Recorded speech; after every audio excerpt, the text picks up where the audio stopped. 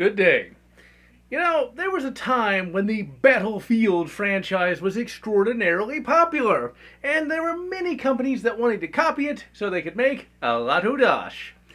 But unfortunately, when you just copy a game, well, you're pretty much always going to be doomed to failure. Well, Splash Damage decided to combine Battlefield-ish gameplay with the Quake II franchise, and what they got was the most obscure Quake game of all time, but one that just might be good. So with that, let's take a look at it. Enemy Territory Quake Wars was developed by Splash Damage and published by Activision on September 28, 2007 for PC, and later in 2008 for consoles. I picked this game up in 2008 for my brand new home-built gaming PC, and I was most assuredly not disappointed, because even though this is a Battlefield-ish clone, the boys at Splash Damage did a great job making a Quake game with the Battlefield-ish style. Now, Quake was always a weird franchise. The first game was a Cthulhu Mythos-inspired FPS. The second game was only called Quake II because the boys at id could not come up with any better names. This game would be set in its own sci-fi continuity. Quake III was an arena-style first-person multiplayer shooter that, confusingly enough, tries to tie all the then-current id Software games together. And then Quake IV comes around and is a direct sequel to Quake II and is developed this time around by the top-tier boys at Raven Software. And finally, in 2007, we got this game, Enemy Territory Quake Wars, which is a prequel to Quake II and sets up the events of that game. The Enemy Territory part of this title comes from the free multiplayer mod that you could get for Return to Castle Wolfenstein. And so, you got all your id Software and id Software accessories here, people! So what we got here is a first-person class-based objective-focused shooter where you pick one of two factions, the GDF or the Strogg, and then choose a class. Each faction will have similar or identical classes, and each map will have need of a specific class to complete an objective. This differs from Battlefield in that you do not run out of reinforcements or capture control points, and instead you win maps by completing objectives. You get a decent number of maps, and each one will have pretty much the same objectives as the other. Each map will have one faction defending or attacking. As you complete objectives and make kills, you will gain XP and rank up and unlock more powerful weapons and abilities.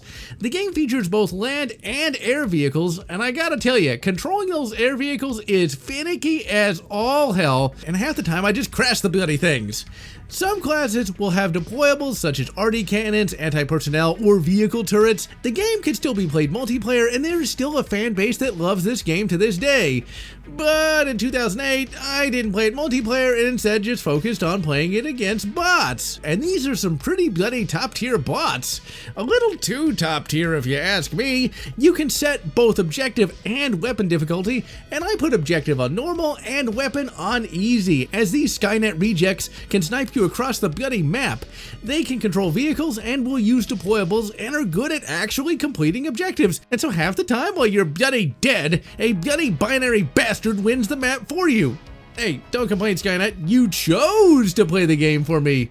Robonub. Any given map will be really chaotic because you'll be having airstrikes coming down, RD going off, planes whizzing by, and allies jumping in tanks and blowing stuff up. Although sometimes the allied AI will forget that they have access to tanks, and you gotta help them out. The number of bots in any given map is really low, far lower than anything seen in Star Wars Battlefront. But the way the maps are structured, you still feel like you're fighting against an army of bastards, and this game is able to make the player feel the sheer scale of fighting in a full-scale battle. And despite this being a multiplayer focused game, you still have that same great twitch combat that you get in a real Quake game. If you never really cared for Battlefield-styled games and you were bored with Battlefront, for shame. Give this game a download. It's delisted, but that's nothing a little searching won't cure. Graphically, this game looks really bloody nice. This is running on the Doom 3 engine, and all those games have aged remarkably well. Although, you will notice a few low-res textures here and there. Sound is pretty bloody good, and hilarious. Since this is supposed to be a multiplayer game, there isn't really voice acting, but this is from a time when playing with bots is supposed to somehow simulate playing with humans. Boo! Although, if humans sounded like this, I might not mute all the bloody time. The bots will talk, and it's hilarious when an evil robot man says, "So owned." And some of the names are funny too, like Gooner. Although in 2007, that was way less suggestive. The weapon sounds are pretty good, and the vehicle sounds are stuck in my brain. Music is non-existent since it's supposed to be a multiplayer game, and that's just sad. What's really sad is that the story in this game is pretty good. Too bad this is not really a real game. Yeah, I said it. This is a multiplayer focused game where you're just playing against bots. There is no single player campaign with characters, scripted events, awesome memorable scenes. It's just gameplay. But there is a plot, and it is a good one. There is a lot of story here, and if this was a real game, it would be really bloody good.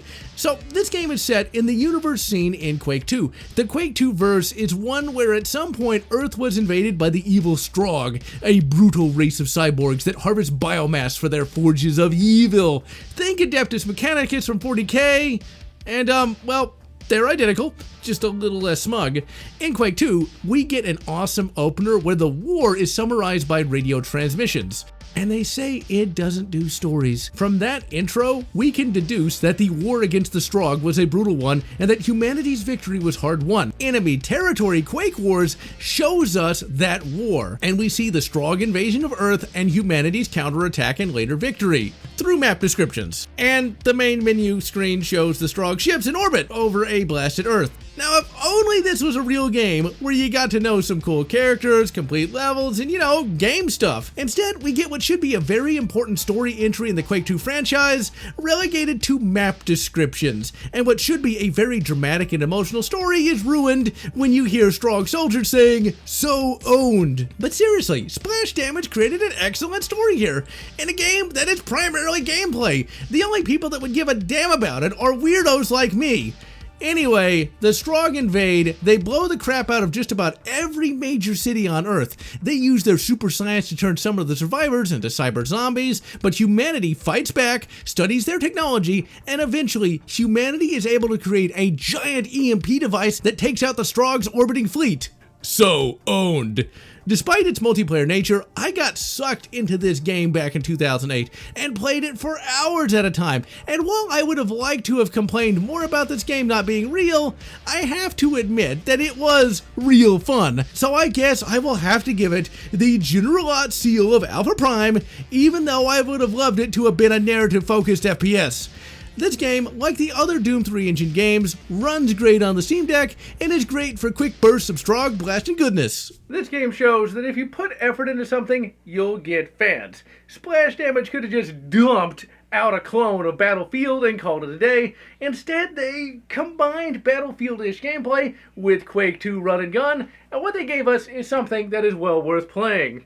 If you haven't played it since 2007, it's time to boot it back up and see why effort matters. And so, I am General Lotz, wishing you good Halo 2 and good Halo 3, or whatever makes you happy.